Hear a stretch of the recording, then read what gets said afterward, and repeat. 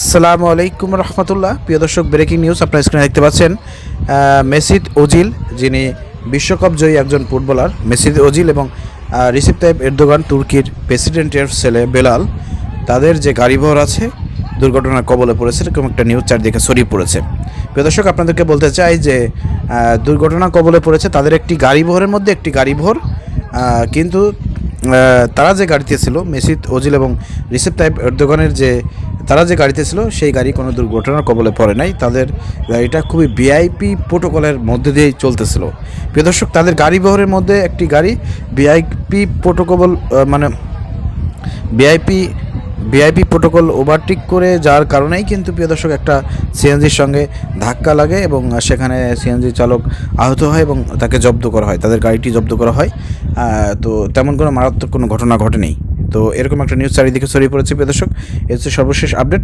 কিন্তু আমরা এই নিউজটি যেভাবে প্রচার করতে দেখছি, কিন্তু দুঃখের বিষয় হচ্ছে যে এই রিসেপ তাইপ এরদোগানের ছেলে বেলাল এবং মেসিত ওজিল, বিশ্বকাপ জয়ী এই প্লেয়ার, তারা কিন্তু 2 দিন আগেই ঢাকাতে এসেছে।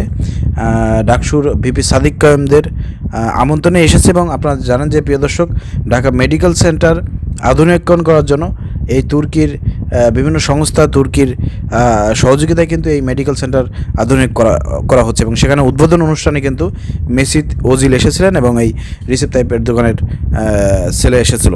কিন্তু এটা নিয়ে আমরা ওইভাবে কিন্তু নিউজ দেখি নাই, কিন্তু আজকে যেভাবে এটা নিয়ে নিউজ করা হচ্ছে এবং সেটা আপনারা বুঝতেই পারতেছেন। প্রিয় দর্শক, মিডিয়াগুলো এখন আস্তে আস্তে দালালে পরিণত হচ্ছে।